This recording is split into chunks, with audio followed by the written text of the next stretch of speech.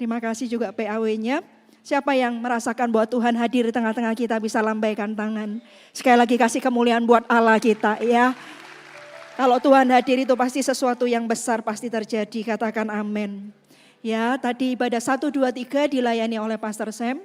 Saya ibadah keempat dan 5. Dan hari ini, sore hari ini saya bicara tentang memperlebar kapasitas melalui pemulihan dari ketakutan. Nanti ibadah yang terakhir memperlebar kapasitas melalui pemulihan gambar diri. Nah Bapak Ibu Saudara, untuk memperoleh apa yang Tuhan janjikan dalam kehidupan kita, itu kadang tergantung dengan kapasitas yang kita sediakan. Kapasitas hati, Tuhan tuh selalu tertarik dengan apa yang kita sediakan gitu ya.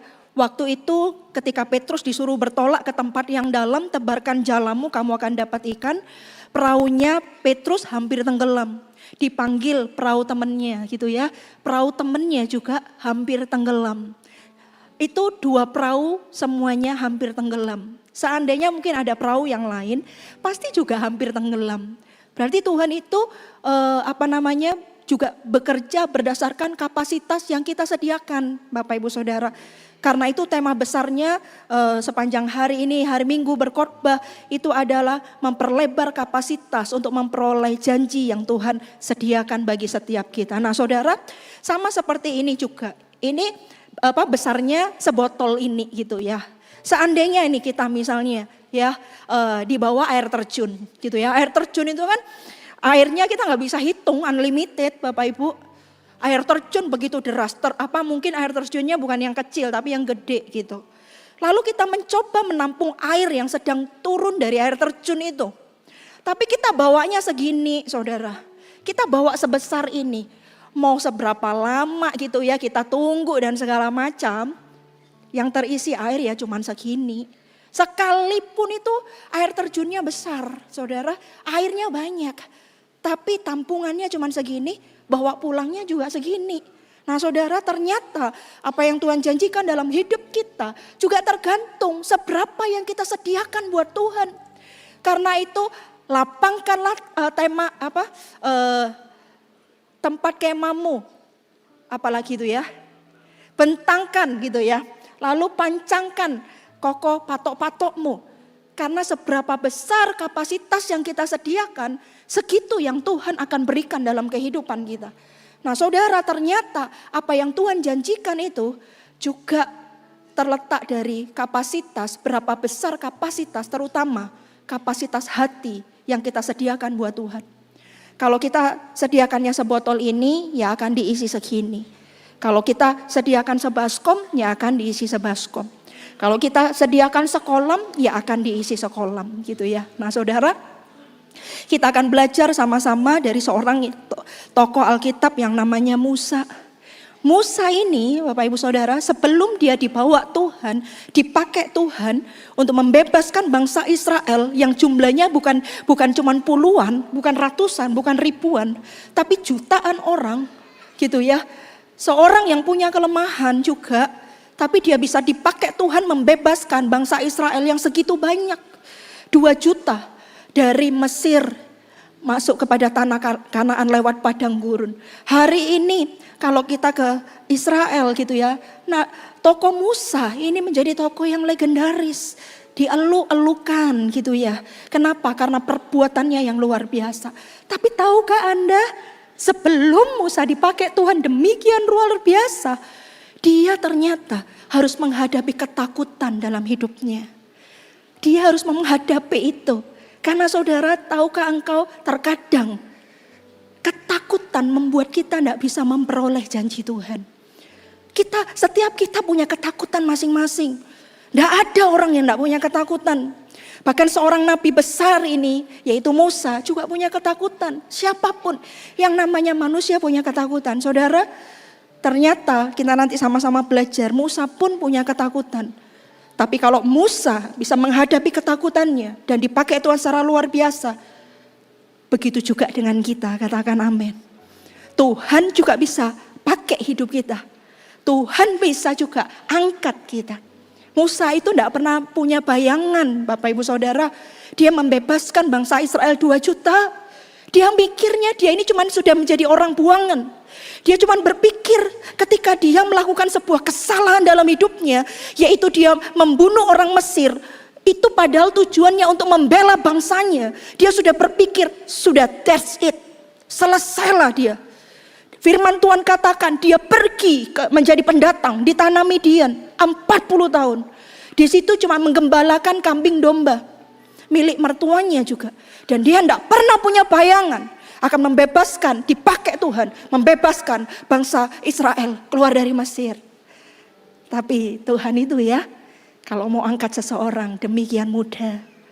Tuhan itu kalau mau pakai seseorang demikian mudah. Tuhan itu ya kalau mau lakukan sesuatu atas hidup orang demikian mudah. Karena itu saudara, dengar saya baik-baik.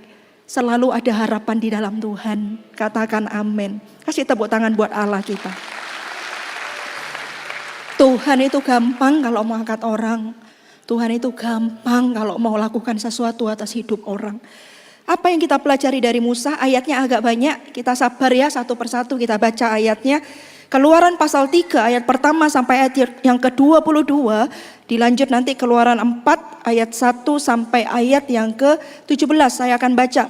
Adapun Musa, ia biasa menggembalakan kambing domba Yitro, mertuanya imam di Midian. Sekali ketika ia menggiring kambing domba itu ke seberang padang gurun, sampailah ia ke gunung Allah, yakni gunung Horeb.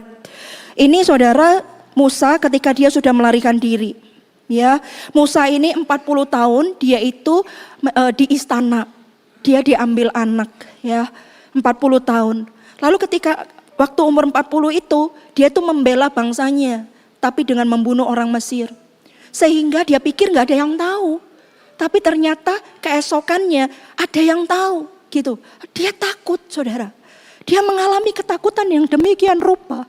Sehingga apa yang dia lakukan, kalau Anda baca di Kisah Para Rasul, lalu dia pergi ke tanah Midian sebagai pendatang. Dia pergi ke tanah Midian sebagai pendatang dan ternyata di sini dia 40 tahun. 40 tahun dia ada di padang gurun. Cuman gembalain kambing domba aja. Nggak ngapa-ngapain. Ini nggak ada histori terjadi selama 40 tahun itu. Sampai tiba-tiba ketika ini 40 tahun di padang gurun, ini Yesus mau mengutus Musa. Coba kita lihat. Lalu malaikat Tuhan menampakkan diri kepadanya di dalam nyala api yang keluar dari semak duri. Lalu ia melihat dan tampaklah semak duri itu menyala tetapi tidak dimakan api. Musa berkata, baiklah aku menyimpang ke sana untuk memeriksa penglihatan yang hebat itu. Mengapa tidak terbakar semak duri itu? Ketika dilihat Tuhan bahwa Musa menyimpang untuk memeriksanya, berserulah Allah dari tengah-tengah semak duri itu kepadanya. Musa, Musa, dan ia menjawab, ya Allah. Lalu ia berfirman, janganlah datang dekat-dekat, tanggalkanlah kasutmu dari kakimu, sebab tempat di mana engkau berdiri adalah tanah yang kudus. Lagi ia berfirman, akulah Allah ayahmu, Allah Abraham, Allah Ishak dan Allah Yakub. Lalu Musa menutupi mukanya, sebab ia takut memandang Allah. Dan Tuhan berfirman, aku telah memperhatikan dengan sungguh kesengsaraan umatku di tanah Mesir. Dan aku telah mendengar seruan mereka yang disebabkan oleh pengerah-pengerah mereka. Ya, aku mengetahui penderitaan mereka. Sebab itu aku telah turun untuk melepaskan mereka dari tangan orang Mesir. Dan menuntun mereka keluar dari negeri itu ke suatu negeri yang baik dan luas. Suatu negeri yang berlimpah-limpah susu dan madunya, ke tempat orang Kanaan, orang Het, orang Amori, orang Feris, orang Hewi dan orang Yebus. Sekarang seruan orang Israel telah sampai kepadaku, juga telah kulihat betapa kerasnya orang Mesir menindas mereka. Jadi sekarang pergilah, aku mengutus engkau kepada Firaun untuk membawa umatku orang Israel keluar dari Mesir.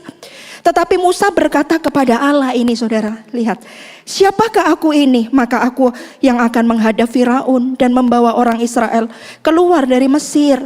Lalu firman-Nya, bukankah aku akan menyertai engkau? Inilah tanda bagimu bahwa aku akan mengutus engkau apabila engkau telah membawa bangsa itu keluar dari Mesir. Maka kamu akan beribadah kepada Allah di gunung ini. Lalu Musa berkata kepada Allah, tetapi apabila aku mendapatkan orang Israel dan berkata kepada mereka, Allah nenek moyangmu telah mengutus aku kepadamu, dan mereka bertanya kepadaku, bagaimana tentang namanya? Apakah yang harus kujawab kepada mereka? Firman Allah kepada Musa, aku adalah aku. Lagi firmannya, beginilah kau katakan kepada orang Israel itu, akulah aku, telah mengutus aku kepadamu. Selanjutnya berfirmanlah Allah kepada Musa, beginilah kau katakan kepada orang Israel, Tuhan Allah nenek moyangmu, Allah Abraham, Allah Ishak dan Allah Yakub telah mengutus aku kepadamu. Itulah namaku untuk selama-lamanya, dan itulah sebutanku turun-temurun. Pergilah, kumpulkanlah para tua-tua Israel dan katakanlah kepada mereka, Tuhan Allah nenek moyangmu, Allah Abraham, Ishak dan Yakub telah menampakkan diri kepadaku serta berfirman, aku sudah mengindahkan kamu juga apa yang dilakukan kepadamu di Mesir. Jadi aku telah berfirman, aku akan menuntun kamu keluar dari kesengsaraan di Mesir menuju ke negeri orang Kanaan, orang Het, orang Amori, orang Feris, orang Hewi dan orang Yebus, ke suatu negeri yang berlimpah-limpah susu dan madunya. Dan bila mana mereka mendengarkan perkataanmu, maka engkau harus beserta para tua-tua Israel pergi kepada Raja Mesir. Dan kamu harus berkata kepadanya, Tuhan Allah orang Ibrani telah menemui kami. Oleh sebab itu izinkanlah kiranya kami pergi ke padang gurun 3 hari perjalanan jauhnya untuk mempersembahkan korban kepada Tuhan Allah kami. Tetapi aku tahu bahwa Raja Mesir tidak akan membiarkan kamu pergi kecuali dipaksa oleh tangan yang kuat. Tetapi aku akan mengacungkan tanganku dan memukul Mesir dengan segala perbuatan yang ajaib yang akan kulakukan di tengah-tengahnya. Sesudah itu ia akan membiarkan kamu pergi. Dan aku akan membuat orang Mesir bermurah hati terhadap bangsa ini. Sehingga apabila kamu pergi, kamu tidak pergi dengan tangan hampa. Tetapi tiap-tiap perempuan harus meminta dari tetangganya dan dari perempuan yang tinggal di rumahnya barang-barang perak dan emas dan kain-kain yang akan kamu kenakan kepada anak-anakmu lelaki dan perempuan. Demikianlah kamu akan merampasi orang Mesir itu. Lalu sahut Musa, bagaimana jika mereka tidak percaya kepadaku dan tidak mendengarkan perkataanku, melainkan berkata, Tuhan tidak menampakkan diri kepadamu. Tuhan berfirman kepadanya, apa yang ada di tanganmu? Jawab Musa, tongkat. Firman Tuhan, lemparkan itu ke tanah.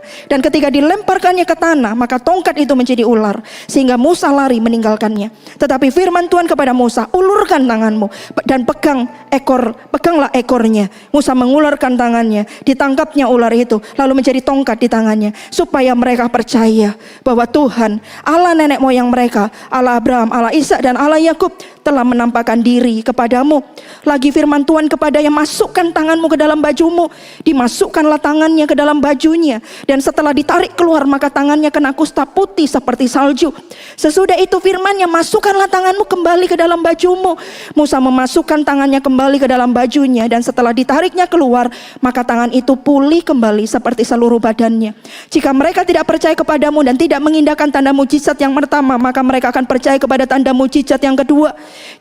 Dan jika mereka tidak percaya kepada kedua tanda mujizat ini dan tidak mendengarkan perkataanmu, maka engkau harus mengambil air dari sungai Nil dan harus kau curahkan di tanah yang kering. Lalu air yang kau ambil itu akan menjadi darah di tanah yang kering itu. Lalu kata Musa kepada Tuhan, Tuhan, aku ini tidak pandai bicara, dahulu pun tidak, dan sejak engkau berfirman kepada hamba-Mu pun tidak, sebab aku berat mulut dan berat lidah. Tetapi Tuhan berfirman kepadanya, siapa yang membuat lidah manusia? Siapakah yang membuat orang bisu atau tuli, membuat orang melihat atau buta? Bukankah aku, yakni Tuhan? Oleh sebab itu pergilah, aku akan menyertai lidahmu dan mengajar engkau apa yang harus kau katakan. Tetapi Musa berkata, Tuhan, utuslah kiranya siapa saja yang patut kau utus. Maka bangkitlah murka Tuhan terhadap Musa, dan ia berfirman, bukankah di situ Harun orang Lewi itu kakakmu? Aku tahu bahwa ia pandai bicara. Lagi pula ia telah berangkat menjumpai engkau, dan apabila ia melihat engkau, ia akan bersukacita dalam hatinya. Maka engkau harus berbicara kepadanya dan menaruh perkataan itu ke dalam mulutnya. Aku akan menyertai lidahmu dan lidahnya dan mengajarkan kepada kamu apa yang harus kamu lakukan. Ia harus berbicara bagimu kepada bangsa itu. Dengan demikian ia akan menjadi penyambung lidahmu, dan engkau akan menjadi seperti Allah baginya. Dan bawalah tongkat ini di tanganmu yang harus kau pakai untuk membuat tanda-tanda mujizat. Apa yang kita pelajari dari Musa ini? Yang pertama, saudara, kenali ketakutanmu, tapi jangan tinggal di sana. Saudara, Musa itu punya banyak ketakutan. Ini percakapan sama Tuhan ini. Pada waktu Yesus mengutus Musa, ada percakapan antara Musa dengan Tuhan. Percakapannya semuanya itu menunjukkan ketakutan-ketakutan dalam dirinya, saudara. Apa? Yang pertama, siapakah aku ini Tuhan? Siapakah aku ini? Kok Engkau mengutus aku? Saudara, dia takut akan identitas dirinya. Kenapa? Dia tahu dia ini seorang pecundang. Dia tahu dia ini seorang penakut. Dia takut menghadapi ketika waktu itu dia membunuh orang Mesir itu. Dia takut menghadapi itu, karena itu dia lari ke tanah Midian sebagai pendatang. Dia punya ketahuan, siapa aku ini? Kok Tuhan utus aku gitu kan. Aku ini seorang pengecut Tuhan. Aku ini seorang pecundang. Aku seorang yang tidak berani mengakui kesalahanku dan tidak berani menghadapinya. Kenapa kau pilih aku? Saudara, Musa punya banyak ketakutan. Tapi kalau Tuhan bisa pakai Musa, Tuhan juga bisa pakai kita. Kita juga punya banyak ketakutan, saudara. Musa takut akan identitas dirinya. Aku pengecut, aku pecundang, aku Tuhan, aku ini tidak berani menghadapi masalah yang sudah aku buat. Aku ini suka lari dari tanggung jawab. Gitu ya. Ingat kan waktu itu kamu yang membunuh. Lalu dia takut, dia lari ke tanah Midian sebagai pendatang. Siapa lagi? Musa takut apa lagi? Musa itu saudara, dia tuh takut apa? Dia bilang begini, bagaimana jika mereka tidak percaya kepadaku? Bagaimana di ayat Keluaran 4 ayat 1, bagaimana jika mereka tidak percaya kepadaku dan tidak mendengarkan perkataanku? Melainkan berkata, Tuhan tidak menampakkan diri kepadamu. Musa takut ditolak, saudara. Musa takut ditolak. Ada berapa banyak kita juga. Kita tidak berani melangkah. Karena sesungguhnya kalau boleh ditelusuri paling dalam, kita takut ditolak. Kita takut. Nah Musa juga, dia takut ditolak. Lalu Musa apa lagi? Dia bilang gini, aku tidak pandai bicara. Keluaran 4 ayat 10. Lalu kata Musa kepada Tuhan, Tuhan, aku ini tidak pandai bicara. Dahulu pun tidak, dan sejak engkau berfirman kepada hambamu pun tidak. Sebab aku berat mulut dan berat lidah. Dia punya ketakutan akan kemampuan dirinya. Aku ini berat lidah, aku ini berat mulut. Menurut tafsiran, dia seorang yang gagap. Tidak gampang loh saudara, jadi Musa. Nggak usah bilang gagap, maaf kata kalau ada orang yang di tempat ini gagap. Kita ini aja coba, yang kita ngomongnya normal gini. Kadang kita punya ketakutan yang luar biasa, gemeteran. Mau ketemu orang, mau presentasi, kita tuh takut. Kita sebenarnya takut, kita tuh nggak mampu. Dia punya ketakutan, dia takut dia nggak mampu. Aku nih gagap, aku nih berat lidah. Ya ampun Tuhan, ngomong 101 aja sama orang aku ini enggak bisa. Aku ini enggak lancar. Ini 2 juta umat. Gimana caranya? Dia takut akan kemampuan dirinya. Saudara, kalau kita tidak mengenali ketakutan kita tidak bisa menyelesaikannya. Kita harus kenali saudara. Kenali ketakutan. Kenapa? Karena di titik kita mengenali ketakutan kita, itulah titik kebangkitan kita. Kok bisa?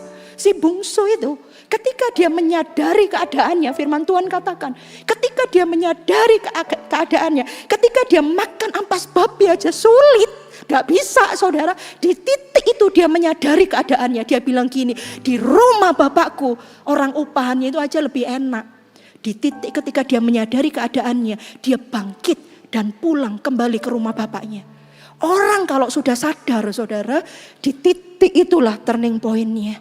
Karena itu poin yang pertama, kenali ketakutanmu. Dan jangan tinggal di situ. Karena begitu engkau menyadari ketakutanmu itu apa, engkau akan seperti si bungsu ini. Engkau akan bangkit, engkau akan mengalahkannya. Engkau akan tahu, ini ketakutanku, ini giantku ini. Tapi aku harus hadepin. Takut akan kemampuan ini Musa. Lalu Musa takut apa? Dia sampai bilang gini, utuslah orang lain saja. Keluaran 4 ayat 13. Tetapi Musa berkata, Tuhan, utuslah kiranya siapa saja yang patut kau utus. Dia itu udah benar-benar saudara. Dia itu takut sepenuhnya ini udah. Sampai dia menyuruh Tuhan mengutus orang lain. Mungkin jangan-jangan dia punya keminderan dalam dirinya. Ketika dia lihat ujung rambut hingga ujung kakinya, gak ada satu kriteria pun yang cocok untuk aku membebaskan bangsa Israel keluar dari Mesir. Pakai orang lain aja Tuhan. Saudara, kalau seandainya Tuhan serius dengan perkataan Musa di dalam Alkitab ini, dan sampai zaman sekarang ini tidak akan pernah dikenal ada seorang yang namanya Musa dipakai Tuhan secara luar biasa. Tidak pernah kita akan tahu ketika kita baca Alkitab ini orang sekalipun berat lidah, gagap, tapi luar biasa bisa bawa 2 juta orang. Kita tidak akan pernah dengar. Saudara, dengar saya baik-baik, kenalilah ketakutanmu dan kalahkan itu. Karena jangan-jangan cucumu tidak akan pernah dengar bahwa opanya melakukan sesuatu yang luar biasa. Bahwa omanya melakukan sesuatu yang luar biasa. Anakmu mungkin bisa cerita, itu aku dulu punya papa, itu opa, itu luar biasa. Kenapa? Karena opa mengenali ketakutannya dan tidak tinggal di dalam situ. Saudara, kenali ketakutanmu. Karena kalau engkau menyadari itu, engkau tidak akan tinggal di situ. Itu adalah turning pointmu. Itu adalah titik balikmu. Saudara, seperti si bungsu ini. Katakan amin. Kenali ya. Kita semua punya ketakutan. Kenali. Aku ini takut apa sih? Tuhan, karena kalau kita tidak menghadapi ketakutan kita tidak bisa melihat perkara Tuhan besar itu. Tuhan nyatakan buat hidup kita. Yang kedua, saudara, apa yang kita pelajari dari Musa ini? Yang kedua, Tuhan tidak menunggu kita sempurna baru dia memakai atau mempercayakan sesuatu kepada kita. Saudara, Musa tidak membuktikan apa-apa. Musa tidak membuktikan apa-apa, itu loh kasih Tuhan. Sangat sempurna buat hidup kita. Kalau dunia bilang kalau kamu bisa, kalau kamu hebat baru dipercayakan. Kalau kamu nilainya segini baru aku akan percayakan. Itu dunia. Tapi Allah kita sangat baik. Belum membuktikan apa-apa. Belum menunjukkan apa-apa. Masih di dalam trauma. Masih di dalam dirinya yang penuh dengan trauma, penuh dengan kegagapan bicara. Dia bahkan sempat menolak. Tapi di situ Tuhan pakai. Di padang gurun, saudara. Ini kan di momen padang gurun. Baru waktu itu Tuhan menampakkan diri. Dan Tuhan mau mempercayakan bangsa Israel di tangan Musa. Hari itu Musa tidak buktikan apa-apa. Musa tidak lakukan apa-apa. Saudara dengar saya baik-baik. Ya, makanya saudara, kalau di padang gurun, kalau hari ini Anda sedang mengalami padang gurun di hidupmu, tetaplah taat, tetaplah setia. Kadang Tuhan itu tidak selalu bicara lewat sesuatu yang besar. Tetapi dalam keheningan, ternyata disitulah Tuhan sedang memilih dan mau mempercayakan sesuatu yang besar buat hidupmu. Katakan amin. Saudara, padang gurun ada apa? Sepi. Padang gurun sesuatu yang gak enak. Tapi di situ Tuhan ngomong sama Musa. Aku mau percayakan bangsa Israel ini di tanganmu. Gak membuktikan apa-apa. Saudara, karena itu saudara, jangan batasi Tuhan hanya karena ketakutan. Aduh, ayo ya, Tuhan percayakan kamu lebih jadi pemimpin ya di CG. Ayo jadi CGL. Tapi karena punya ketakutan, Anda membatasi Tuhan. Jangan batasi Tuhan karena ketakutan kita. Karena saudara, kalau Tuhan pilih kita, Tuhan mau pakai kita, Tuhan mau mempercayakan sesuatu, ndak tunggu Anda membuktikan apa-apa. Ndak nunggu Anda luar biasa baru dipercaya, enggak. Di padang gurun itulah Tuhan mempercayakan yang besar buat kehidupan. Kau gagal, saudara, ada kabar baik. Asal kau jangan tinggal dalam kegagalanmu. Asal kau jangan tinggal dalam traumamu. Asal jangan kau tinggal dalam ketakutanmu. Dan kadang kita belum membuktikan apa-apa. Kita masih di padang gurun ini. Tapi kalau kita taat dan setia, akan ada masa, akan ada waktunya. Tuhan akan datang di hidupmu. Sama seperti Tuhan datang dalam kehidupan Musa. Musa, ini aku. Aku mau pakai kamu. Membebaskan bangsa Israel keluar dari Mesir. Waktunya itu akan tiba, Bapak Ibu. Katakan amin. Karena itu saudara, Tuhan tidak menunggu kita sempurna ya. Kalau ada kepercayaan datang dalam hidupmu, saudara, dan itu kadang berbenturan dengan ketakutanmu, jangan tolak dulu. Ingat, ketakutan kita tidak boleh membatasi kuasa Tuhan yang sempurna. Ketakutan kita tidak boleh membatasi kepercayaan yang Tuhan akan berikan buat hidup kita. Katakan amin. Kasih tepuk tangan yang paling meriah buat Allah kita.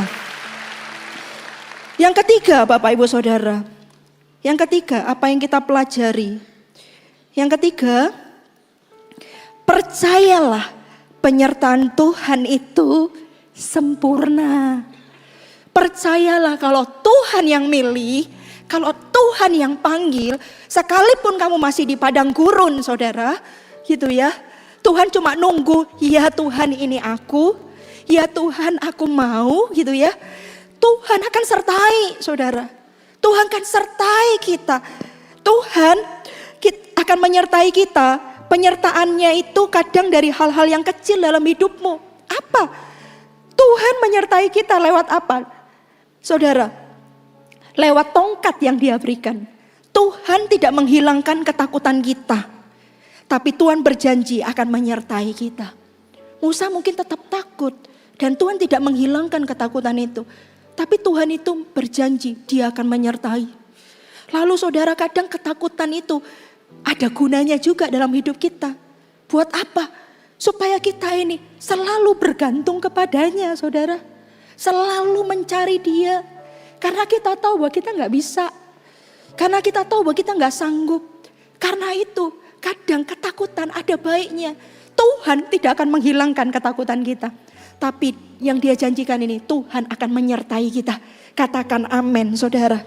Dia memberi penyertaannya. Apa? Hal-hal sederhana, saudara. Penyertaannya itu kadang dalam hal-hal kecil dalam hidup kita. Musa kan tanya, gimana ini Tuhan?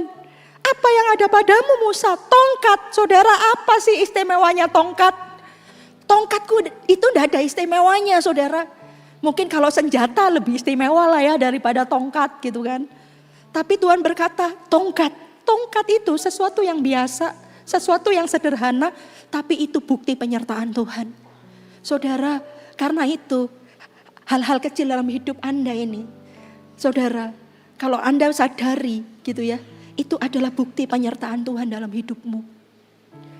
Kadang kita tuh cuman melihat Tuhan itu hal-hal yang besar aja. Kalau ini sesuatu yang besar itu Tuhan.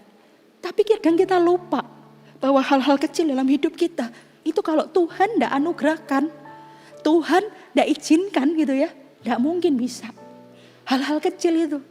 Dan saudara, Musa, bukti penyertaan Tuhan lewat apa? Lewat tongkat. Sesuatu yang sederhana, sesuatu yang biasa gitu ya. Tapi itu yang dipakai Tuhan. Tongkat, apalagi dikasih Harun, saudara. Dikasih Harun sebagai penolongnya Musa. Harun, saudara, jangan-jangan Tuhan kirimkan orang-orang di sekitar Anda untuk menolongmu. Hal sederhana mungkin ketika Anda down, ketika Anda tidak mampu, dia cuma kirim WA gitu ya, kirim teks. Tetap kuat ya, tetap semangat, God bless you misalnya gitu. Saudara, itu hal yang sederhana. Tapi kita lupa bahwa itu Tuhan kirimkan dalam kehidupan kita. Tuhan kirimkan gagak, burung yang dianggap rakus untuk memberi makan nabinya, hamba Tuhan. Hal-hal yang sederhana, saudara, itu bisa membuktikan penyertaan Tuhan. Tuhan kalau panggil kita, Tuhan kalau mengutus kita, Tuhan akan menyertai kita. Kalau Tuhan yang tuntun Anda, buka bisnis ini, lakukan ini dan itu, percayalah, Tuhan yang akan menyertaimu. Mungkin bukan sesuatu yang gede, cuman tongkat, saudara. Tapi tongkat itulah bukti penyertaan Tuhan. Itu, saudara. Kenapa sih kadang orang itu takut, saudara? Sebenarnya sederhana, karena dia tidak percaya. Orang takut itu tidak percaya. Poin yang ketiga, percayalah penyertaan Tuhan itu sempurna. Kenapa orang bisa takut? Dia tidak percaya. Kenapa orang bisa takut sama masalah? Karena dia tidak percaya bahwa Tuhan yang dia punya jauh lebih besar daripada masalah yang dia hadapi. Kenapa sebenarnya orang takut? Karena dia tidak percaya. Ingat murid-murid itu yang ketika air sudah mulai masuk gitu ya. Dia bangunkan Yesus yang tertidur. Guru, Mengapa engkau tidak peduli kalau kami ini binasa? Lalu Tuhan itu bangun dan Tuhan itu menghardik angin badai itu. Lalu angin badai itu redalah. Apa yang dikatakan Yesus pertama kali setelah angin badai itu reda? Dia ngomong sama murid-muridnya. Mengapa engkau takut? Mengapa engkau tidak percaya? Orang takut itu sebenarnya menunjukkan bahwa dia tidak percaya kepada Tuhan. Kalau kita percaya bahwa Tuhan kita lebih besar daripada sakit penyakit kita, lebih besar daripada setiap masalah yang kita hadapi, lebih besar dari setiap problema rumah tangga yang sedang mungkin hari ini sudah di ujung tanduk, saudara. Saya percaya ketakutan itu akan sirna dalam diri kita. Karena di dalam kasih yang sempurna melenyapkan setiap ketakutan. Kasih tepuk tangan yang paling meriah buat Allah kita. Saudara, Tuhan itu bilang gini, apa yang ada padamu Musa? Tongkat. Tongkat itu suruh lempar kan, jadi ular. Saudara, firman Tuhan katakan waktu kita baca ketika jadi ular itu loh. Musa lari saudara. Ini agak aneh sih. Kenapa ketika tongkat itu dilempar dan jadi ular, dia malah lari? Loh saudara, ular ini sudah hari-harian dia itu ketemuin. Karena dia kan di padang gurun menggembalakan kambing domba. Dia biasalah ketemu ular, mungkin ularnya juga macam-macam. Tapi kenapa saudara, hari itu dia lihat tongkat jadi ular malah dia lari saudara. Sesungguhnya itu sedang. Dia itu sebenarnya ketika dia lari itu, dia langsung ingat. Dia langsung ingat 40 tahun yang lalu dia juga lari saudara. Dia lari dari ketakutannya. Saking dia takut karena orang tahu bahwa dia membunuh orang Mesir. Dia lari. Lihat saudara, sebelum Tuhan pakai orang besar, seseorang menjadi besar, dia harus menghadapi ketakutannya. Jadi begitu dia lihat ular, ini harusnya bukan sesuatu yang menakutkan karena dia biasa. Bahkan mungkin dia biasa membunuh ular di padang gurun. Tapi kenapa hari itu dia lari? Itu ingat dia 40 tahun yang lalu dia juga lari. Waktu itu Tuhan suruh pegang itu ular. Saudara, kalau orang berani megang ular, pegang apanya? Ekornya atau kepalanya? Kepalanya. Tapi dia pegang ekornya, dia takut saudara. Ketika dia pegang ular itu menjadi tongkat. Saudara, kayak Tuhan mau bilang gini, Musa, aku tahu ketakutanmu. Tapi kamu harus hadapi. Apa yang menjadi bagianmu lakukan. Sisanya yang tidak bisa kau lakukan, aku yang akan lakukan. Musa hari itu cuma bisa pegang ekornya.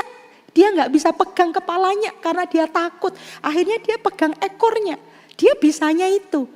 Ketika dia pegang ekornya, ular itu menjadi tongkat kembali. Siapa yang bisa membuat ular itu menjadi tongkat kembali? Tuhan. Lakukan yang bisa kita lakukan. Yang tidak bisa kita lakukan bagian Tuhan. Katakan amin. Yang bisa kita lakukan adalah apa? Hadapi ketakutanmu. Hadapi giant di hidupmu. Dan sometimes kadang giant dalam hidup kita ini bukanlah Goliat, tapi diri kita sendiri saudara. Diri kita sendiri. Itulah giant terbesar kita. Dan ketahuilah Anda, kalau Anda mengalami kemenangan dalam hatimu, itulah kemenanganmu yang sesungguhnya. Kasih tepuk tangan yang paling meriah buat Allah kita. Masukkan tanganmu ke sakumu. Keluarkan tangannya jadi kusta. Lalu suruh masukkan lagi.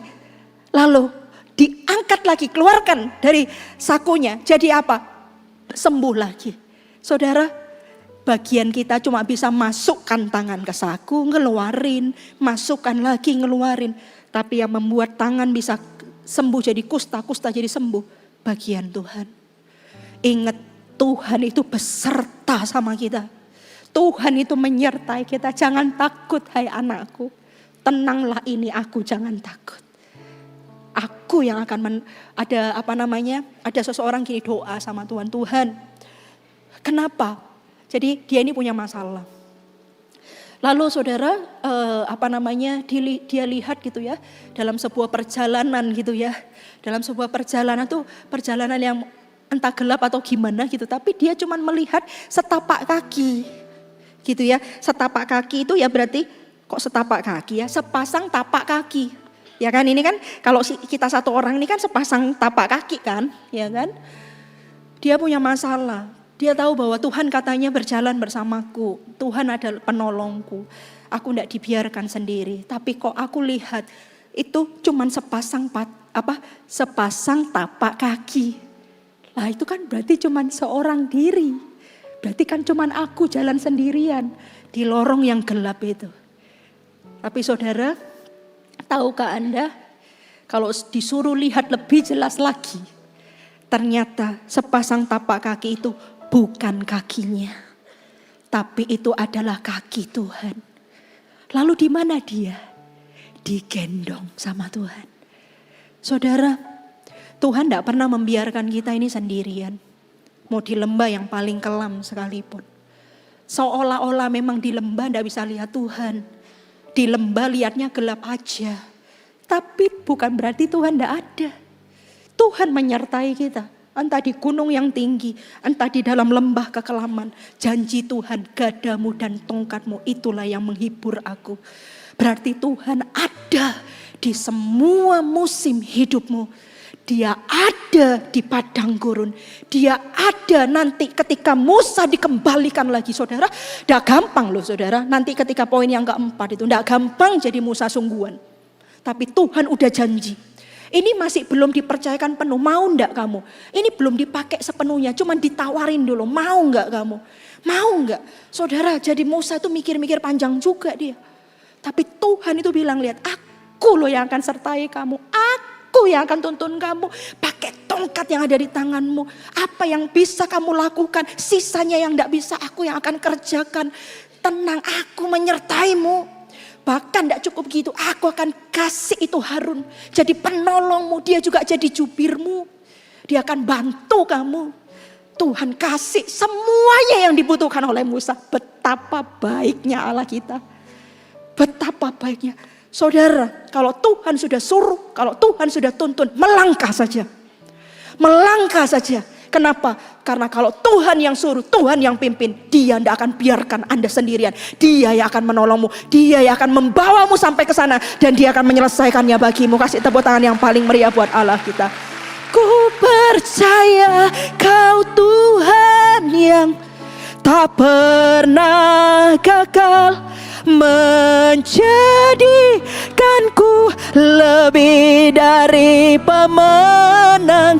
Ku percaya Kau Tuhan yang tak pernah lalai menepati janji-janjimu.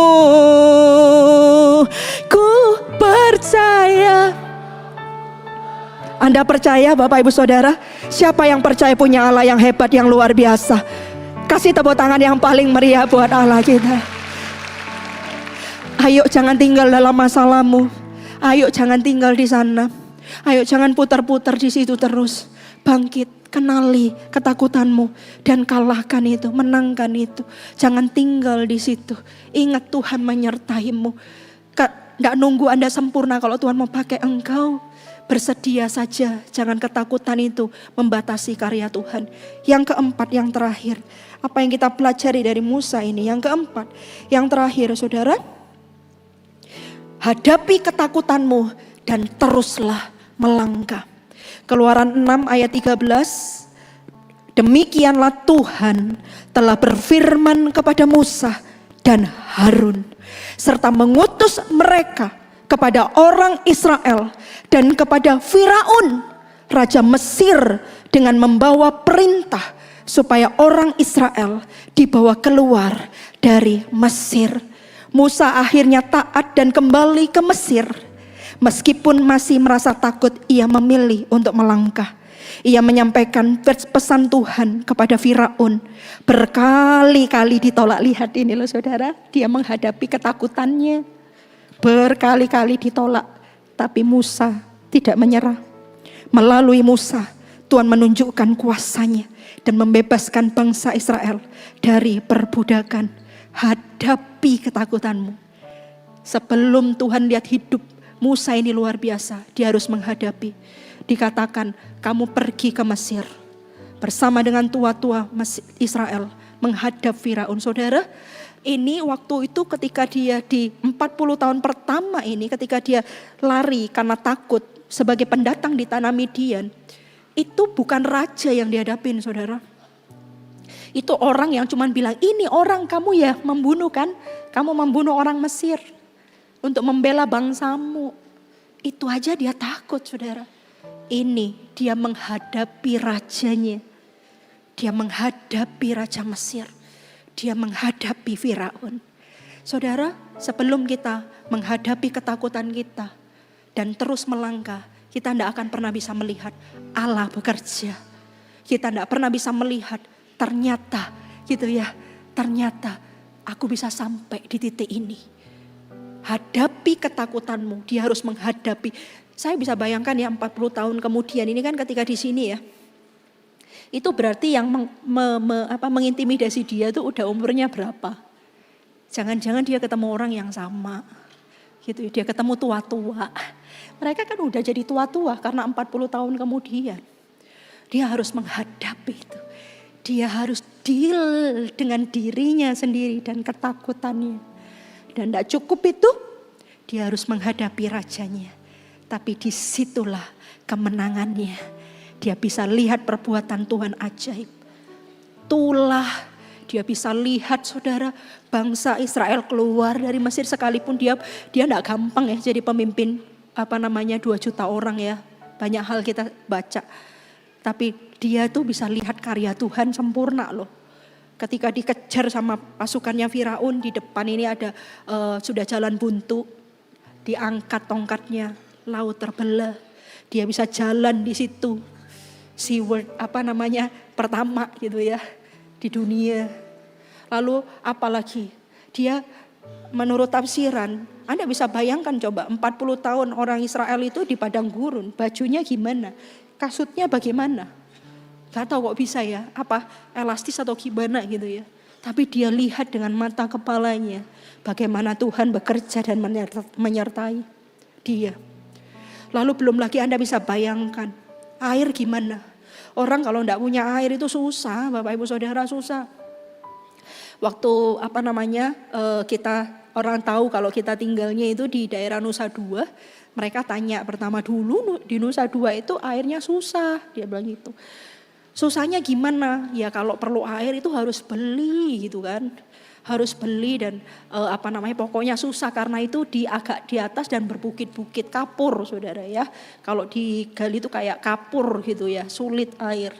Bagaimana dengan sekarang? Oh sekarang udah enggak kok air. Air kalau kita sulit air sulit, saudara. Mau hidup sulit. Tapi menurut tafsiran, kemana bangsa Israel pergi? Air itu mengikuti. Ajaib enggak? Musa lihat itu semua. Seandainya Musa tidak pernah menghadapi ketakutannya, maka dia tidak bisa lihat pekerjaan Tuhan luar biasa itu. Hadapi ketakutan Anda, saudara, karena Tuhan mau pakai hidupmu untuk menjadi kemuliaan namanya. Kasih tepuk tangan yang paling meriah buat Allah kita. Mari saya undang bangkit berdiri.